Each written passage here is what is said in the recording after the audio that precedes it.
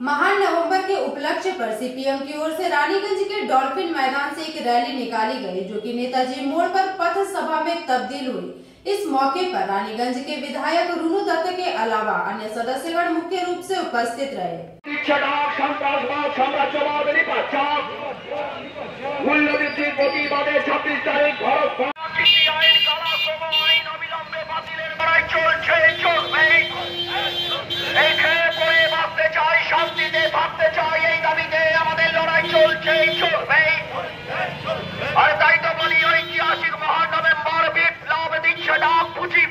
প্রতিবাদে আগামী 26শে নভেম্বর সারা ভারত জন্মঘট সবল করুন।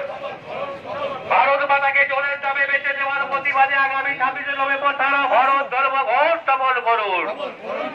অস্বাভাবিক দ্রব্যমূল্যবৃদ্ধির বিরুদ্ধে সমস্ত মানুষ এক হও। হেঁটে খাও মেহনতি ভারতের স্বার্থে শিপি ঐতিহাসিক মহান নভেম্বর বিপ্লব জনাপাও। এই ঐতিহাসিক মহান নভেম্বর বিপ্লব তোমায় জড়াইলাম সালাম। এই নভেম্বরে বিপ্লব দিচ্ছে ডাক সাম্রাজ্যবাদ পুঁজিবাদ নিপাচাপ, এই ধর্মীয় ফ্যাসিবাদ নিপাচাপ। ইনকিলাব জিন্দাবাদ। এই আগামী 26শে নভেম্বর সারা দেশব্যাপী একদিনের ভারত বন্ধ সফল করুন, সফল করুন, সফল করুন। আগামী খাদ্যশস্য আমাদেরকে দিতে হবে। কালা আইনগুলো বাতিল করে শ্রমিক কৃষককে রক্ষা করতে হবে। আর এই করোনা সংকটের বাজারে আমাদের দেশের যাবতীয় সম্পদকে জলের দরে বিক্রি করে দিচ্ছে মোদী সরকার। অমিত শাহ কদিন আগে প্যাসেঞ্জ প্যারট করে গেছেন, রানীগঞ্জের রাস্তায় কনভয় পাস করেছেন। আমরা বলছি আদতে এই মোদী সরকার দেশদ্রোহীদের সরকার। গোপরে গোপরে এরা গোটা দেশটাকে বিক্রি করে দিচ্ছে। জনগণের সম্পদ কয়লা তেল মোদী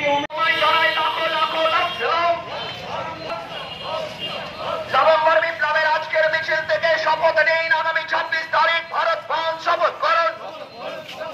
রুটি রুজির সংগ্রামের স্বার্থে 26 তারিখ ভারত বন্ধ শপথ করুন। প্রতিদিন জিনিসপত্রের দাম বৃদ্ধির প্রতিবাদে 26 তারিখ ভারত বন্ধ শপথ করুন। প্রতিদিন জিনিসপত্রের দাম বৃদ্ধির প্রতিবাদে 26 তারিখ ভারত বন্ধ শপথ করুন।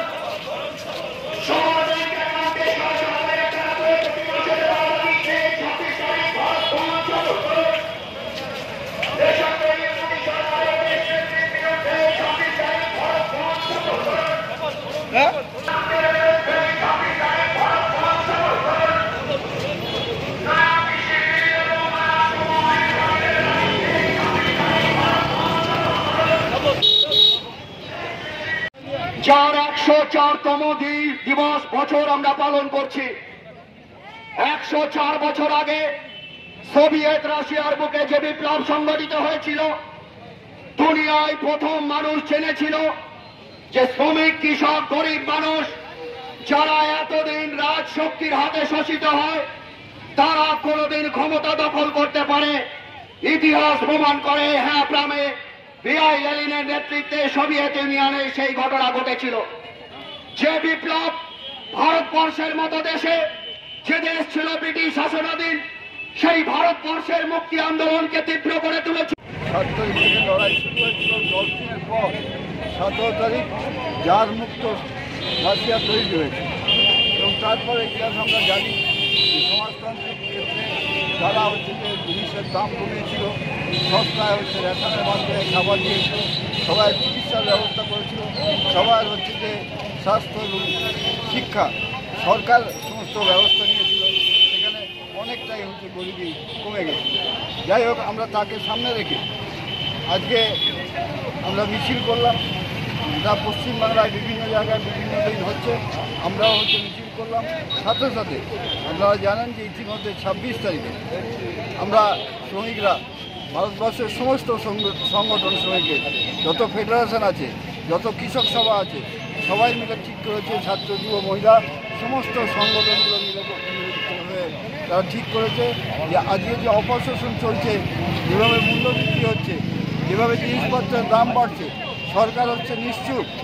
যেভাবে কলকারখানাগুলো, সরকারি কলকারখানাগুলো বিক্রি করে দেওয়া হচ্ছে, সরকার, কেন্দ্রীয় সরকার করছে, তার বিরুদ্ধে আজকের মিছিল এবং আমাদের সাথে সাথে রাজ্য সরকার তাদের যে ভূমিকা থাকা উচিত, শুধু নিন্দে করলে হবে না কেন্দ্রীয় সরকারের, এবং তার জন্য যে ব্যবস্থা নেওয়া উচিত বিধানসভা ডেকে সেখানে অনাস্থা প্রস্তাব আনা, ভোটে পাস করিয়ে বিকল্প নীতি ওখানে পাঠানো, সেগুলো ব্যবস্থা করছে না।